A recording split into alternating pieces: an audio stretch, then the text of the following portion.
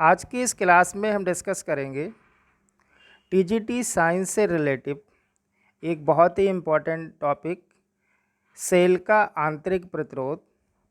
और इसी में ही हम डिस्कस करेंगे कि इलेक्ट्रोमोटिव फोर्स क्या होता है, यानी कि विद्युत वाहक बल, और इलेक्ट्रिक सेल से रिलेटिव कुछ इम्पोर्टेंट पॉइंट्स के बारे में। इसके फर्स्ट पार्ट में हमने डिस्कस किया था कि इलेक्ट्रिक सेल क्या होता है, यानी कि विद्युत सेल क्या होता है और ये कितने प्रकार का होता है। तो ये टीजीटी साइंस और पीजीटी फिजिक्स के लिए बहुत ही इम्पॉर्टेंट है। तो देखो, अगर अभी तक आपने हमारे चैनल को सब्सक्राइब नहीं किया है तो आप सब्सक्राइब करें और ज़्यादा से ज़्यादा अपने फ्रेंडों में शेयर करें। तो देखो, यहाँ पर हम सबसे पहले डिस्कस करेंगे कि सेल का आंतरिक प्रतिरोध क्या होता है। तो देखो, यहाँ पर हम सेल के आंतरिक प्रतिरोध के बारे में डिस्कस करेंगे। तो देखो, यहाँ पर हमने मेंशन कर रखा है कि सेल के विद्युत अपघट्य द्वारा। अब देखो, विद्युत अपघट्य और या सेल के अंदर जो भी विलयन भरा होता है उसी को बोलते हैं, ठीक है। तो आप ये ध्यान रखना कि सेल के विद्युत अपघट्य या विलयन द्वारा सेल के अंदर धारा के मार्ग में डाली गई रुकावट को सेल का आंतरिक प्रतिरोध कहते हैं। ध्यान रखना, इसको स्मॉल r से डिनोट करते हैं। तो देखो, इसका जो फार्मूला होता है सेल के आंतरिक प्रतिरोध का, ये होता है आपका small r is equal to e minus b upon i. अब देखो, इसको ज़रा समझते हैं, ये क्या होगा, small r is equal to e minus b upon i. अब यहाँ पर क्या करेंगे आप, हमें मालूम है b बराबर क्या होता है, आई आर होता है। अगर हम i की वैल्यू निकालना चाहें तो i की वैल्यू निकल के आएगी आपकी, या i की वैल्यू आ जाएगी b अपॉन आर। चूँकि b बराबर क्या होता है, आई आर होता है। यहाँ से हम i की वैल्यू जब निकालेंगे, कैलकुलेट करेंगे, तो ये आ जाएगा b अपॉन आर। अब अगर यहाँ पर आप i की वैल्यू पुट करेंगे तो देखो ये क्या आ जाएगा, ये आ जाएगा आपका r equal to e minus b, और बटे में क्या आएगा, आई की जगह b अपॉन आर, यानी कि b और r ये ऊपर पहुंच जाएगा, ठीक है। अब जब आप इसको ओपन करेंगे तो इसकी जो दूसरी फॉर्म है वो आ जाएगी आपकी r equal to E upon b minus 1 और इंटू आर। तो ये वैल्यू पुट करके आप अपने आप भी इसके अलग अलग फॉर्म लिख सकते हैं, क्योंकि ज़रूरी नहीं है कि r is equal to, exam में हो सकता है ये वाला फॉर्म दे रखा हो या ये वाला फॉर्म दे रखा हो, तो आप वहाँ पर b की या i की वैल्यू पुट करके ये चेक कर सकते हैं। तो जब हम i की वैल्यू पुट करेंगे यहाँ पर i equal to b upon r, तो हमारा रिजल्ट आ जाएगा r is equal to E upon b minus 1 into r, ठीक है। तो आप ये ध्यान रखना, क्योंकि ऑप्शन में ये भी हो सकता है, ये भी हो सकता है। अब देखो, इसके मात्रक की बात करते हैं कि सेल के आंतरिक प्रतिरोध का मात्रक क्या होता है, यानी कि इंटरनल रेजिस्टेंस की यूनिट क्या होगी। तो इसकी यूनिट होगी आपकी ओम, और इसका सिंबल क्या होता है ये ध्यान रखना, ये इस टाइप से होता है, ठीक है। अब देखो, यहाँ पर कह रहा है ये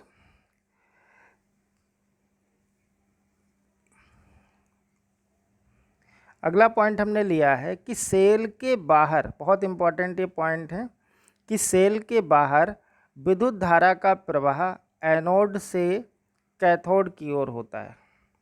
तो एग्ज़ाम में पूछता है, ये बहुत ही इंपॉर्टेंट पॉइंट है कि सेल के बाहर विद्युत धारा का प्रवाह एनोड से कैथोड की ओर होता है। अब देखो, एनोड कैसा होता है, एनोड आपका पॉजिटिव टर्मिनल होता है और कैथोड कैसा होता है, नेगेटिव होता है, ठीक है। तो सेल के बाहर जो विद्युत धारा का प्रवाह हो रहा है वो एनोड से कैथोड की ओर हो रहा है, या हम इसको कह सकते हैं कि इधर हो रहा है पॉजिटिव टू नेगेटिव हो रहा है, पॉजिटिव से नेगेटिव की ओर हो रहा है। दूसरा पॉइंट हमने यहाँ पर लिया है कि सेल के अंदर विद्युत अपघटन, अपघटन नहीं होगा यहाँ पे, अपघट्य कर लेंगे आप, सेल के अंदर विद्युत अपघट्य या विलयन में विद्युत धारा का जो प्रवाह होगा वो कैथोड से एनोड की ओर होता है। यानी कि सेल के बाहर जो विद्युत धारा का प्रवाह हो रहा है वो एनोड से कैथोड की ओर हो रहा है। ये इंपॉर्टेंट पॉइंट है, ध्यान रखना आप। और ये सेकेंड वाला तो बहुत ही इंपॉर्टेंट है। और सेल के अंदर जो विद्युत धारा का प्रवाह होगा वह कैथोड से एनोड की ओर होता है। यानी कि कैथोड कैसा होता है, ऋणात्मक होता है, और एनोड पॉजिटिव होता है। तो सेल के अंदर जो धारा का प्रवाह होगा वो ऋणावेश से धनावेश की ओर होगा, यानी कि कैथोड से एनोड की ओर होगा। तो ये सभी बहुत इंपॉर्टेंट पॉइंट हैं, आप इनको अच्छे से नोट्स बना लेना। देखो आगे डिस्कस करते हैं। अगला इंपॉर्टेंट पॉइंट हमने लिया है कि विद्युत अपघट्य में, और विद्युत अपघट्य को ही विलयन भी बोल सकते हो, विद्युत अपघट्य में धारा का प्रवाह आयंस के कारण होता है। इंपॉर्टेंट पॉइंट है, ध्यान रखना कि या तो विलयन में या विद्युत अपघट्य में जो धारा का प्रवाह होता है वो आयनों के कारण होता है। दूसरा पॉइंट है कि सेल के अंदर धनायन और ऋणायन गति करते हैं। सेल के अंदर धनायन और ऋणायन गति करते हैं। नेक्स्ट पॉइंट है कि सेल के बाहर परिपथ में केवल इलेक्ट्रॉन गति करते हैं। ये ध्यान रखना आप, सेल के बाहर परिपथ में केवल इलेक्ट्रॉन गति करते हैं। तो ये सब परीक्षा की दृष्टि से बहुत ही इंपॉर्टेंट पॉइंट है। नेक्स्ट है, यदि सेल की प्लेटों की दूरी बढ़ा दी जाए, यहाँ से एग्जाम में पूछा भी गया है क्वेश्चन टीजीटी साइंस में, तो आप ये ध्यान रखना। ये लास्ट के तीनों पॉइंट बहुत इंपॉर्टेंट हैं कि यदि सेल की प्लेटों के बीच की दूरी बढ़ा दी जाए तो सेल का आंतरिक प्रतिरोध बढ़ जाता है। ध्यान रखना आप, यानी कि यदि सेल की प्लेटों के बीच की दूरी बढ़ा दी जाए तो सेल का आंतरिक प्रतिरोध बढ़ जाता है। अब देखो, जब आंतरिक प्रतिरोध बढ़ रहा है, और आप कब बढ़ रहा है, आप प्लेटों के बीच की दूरी बढ़ा रहे हो, तो इसका मतलब जो आंतरिक प्रतिरोध होगा, यानी कि जो इंटरनल रेजिस्टेंस होगा आपका आर, वो इसकी लेंथ के डायरेक्टली प्रोपोर्शनल होगा। यानी कि क्या होगा, r is directly proportional l. तो आप क्या करेंगे, जब लंबाई बढ़ाएंगे यानी कि बीच की दूरी बढ़ाएंगे तो इस इंटरनल रेजिस्टेंस इंक्रीज होगा। ठीक है, क्योंकि ये डायरेक्टली प्रोपोर्शनल है। अब देखो दूसरा क्या है, अगला पॉइंट है, सेल के इलेक्ट्रोडों का क्षेत्रफल बढ़ाने पर। तो इलेक्ट्रोड क्या होते हैं, हमने आपको लास्ट लेक्चर में बताया था। सेल के इलेक्ट्रोडों का क्षेत्रफल बढ़ाने पर सेल का आंतरिक प्रतिरोध घट जाता है। तो ये भी ध्यान रखना। तो ये क्या होगा, ये क्षेत्रफल के जो आर होगा वो क्षेत्रफल के इन्वर्सली प्रोपोर्शनल होगा। ठीक है, तो आप क्षेत्रफल बढ़ाएंगे तो आर की वैल्यू क्या होगी, डिक्रीज होगी। तो सेल के इलेक्ट्रोडों का अगर आप क्षेत्रफल बढ़ा रहे हैं तो क्या होगा, आंतरिक प्रतिरोध घट जाएगा। अगला पॉइंट है कि सेल के विद्युत अपघट्य का सांद्रण बढ़ाने पर, यानी कि विलयन का सांद्रण बढ़ाने पर सेल का आंतरिक प्रतिरोध बढ़ जाता है। तो ये लास्ट के तीनों पॉइंट बहुत इंपॉर्टेंट हैं, ये टीजीटी साइंस में पूछे जा चुके हैं। आगे देखो डिस्कस करते हैं। अगला पॉइंट हमने लिया है, ये भी बहुत इंपॉर्टेंट है कि सेल का विद्युत वाहक बल है। आपको पूछता है कि ये क्या है। ठीक है, तो देखो यहाँ पे पहले इसकी डेफिनेशन समझते हैं। इसको हमने डेफिनेशन भी इसकी मेंशन कर रखी है कि सेल का विद्युत वाहक बल हमें भ्रमित करता है। सेल का विद्युत वाहक बल हमें भ्रमित करता है कि यह एक क्या है, बल है, जबकि यह एक बल ना होकर एकांक आवेश को सेल सहित पूर्ण परिपथ में प्रवाहित किया गया कार्य या ऊर्जा है। तो ये ध्यान रखना, अगर आपसे पूछता है कि विद्युत वाहक बल यानी कि ईएमएफ है, तो ऑप्शन में या तो कार्य होगा या ऊर्जा होगा। तो ये क्या होगा, कार्य होगा या ऊर्जा होगा। ठीक है, तो ये बहुत ही इंपॉर्टेंट पॉइंट है। अगला है विद्युत वाहक बल, यानी कि इसका जो फार्मूला होता है E इक्वल टू होता है आपका E इक्वल टू W/Q।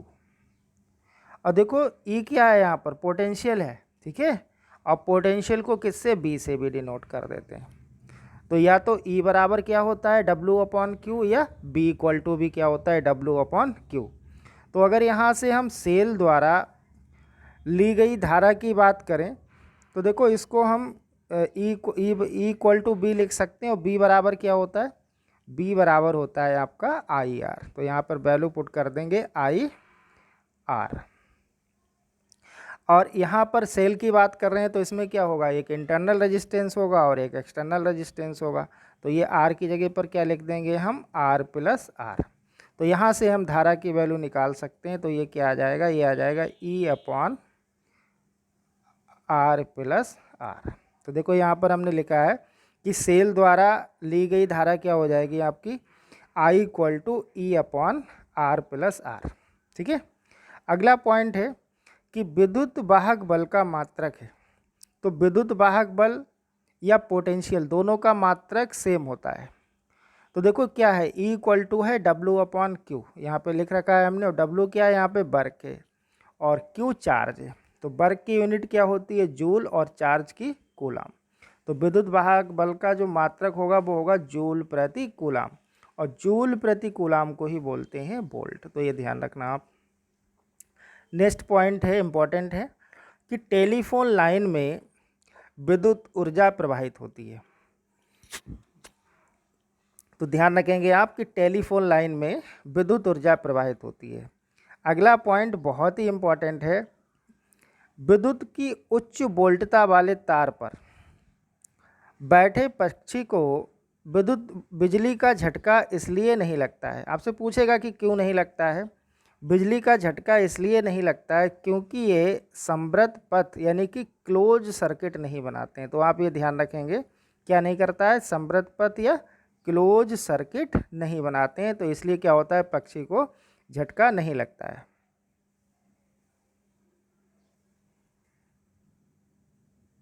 अगला पॉइंट्स हमने लिया है, तो ये चारों पॉइंट्स जो मेंशन किए हमने बहुत ही इंपॉर्टेंट है, यहाँ से भी क्वेश्चन पूछ लेता है। तो देखो पहला पॉइंट्स है कि विद्युत सेल में रासायनिक ऊर्जा का रूपांतरण विद्युत ऊर्जा में होता है। तो आपको ध्यान रखना है, एग्जाम में पूछेगा कि विद्युत सेल में किस ऊर्जा का रूपांतरण विद्युत ऊर्जा में होता है। तो जो विद्युत सेल में रासायनिक ऊर्जा का रूपांतरण विद्युत ऊर्जा में होता है, यानी कि इसमें हम क्या करते हैं, रासायनिक ऊर्जा को विद्युत ऊर्जा में चेंज करते हैं। दूसरा पॉइंट है, जनित्र या डायनमो में गतिज ऊर्जा का रूपांतरण विद्युत ऊर्जा में होता है। तो इसको भी ऐसे पूछेगा कि डायनमो में किस ऊर्जा का रूपांतरण विद्युत ऊर्जा में होता है। तो इसमें क्या होता है, गतिज ऊर्जा का रूपांतरण विद्युत ऊर्जा में होता है। तो ये सभी इंपॉर्टेंट पॉइंट हैं। नेक्स्ट है हमारा, ताप युग में ऊष्मीय ऊर्जा का रूपांतरण किस ऊर्जा में होता है, ताप युग में ऊष्मीय ऊर्जा का रूपांतरण विद्युत ऊर्जा में होता है। तो क्वेश्चन पूछेगा आपसे कि ताप युग में किस ऊर्जा का रूपांतरण विद्युत ऊर्जा में होता है। तो इसमें क्या होता है, ऊष्मीय ऊर्जा का रूपांतरण विद्युत ऊर्जा में होता है। अगला पॉइंट है, प्रकाश विद्युत सेल में, ये बहुत इंपॉर्टेंट पॉइंट है, प्रकाश विद्युत सेल में किस ऊर्जा का रूपांतरण विद्युत ऊर्जा में होता है। तो आपको ध्यान रखना है कि प्रकाश विद्युत सेल में विकिरण ऊर्जा का रूपांतरण विद्युत ऊर्जा में होता है, यानी कि इसमें हम क्या करते हैं, विकिरण ऊर्जा को विद्युत ऊर्जा में चेंज करते हैं। तो ये विद्युत सेल यानी कि इलेक्ट्रिकल सेल से रिलेटिव ये दोनों ही वीडियो बहुत ही इम्पॉर्टेंट है, और इससे हर बार टीजीटी साइंस में या पीजीटी में एग्ज़ाम में क्वेश्चन पूछा जाता है। तो अगर आपको ये हमारा वीडियो अच्छा लगा हो तो आप इसे क्या करें, लाइक करें, शेयर करें, और ज़्यादा से ज़्यादा फ्रेंडों में शेयर करें। ठीक है, थैंक यू।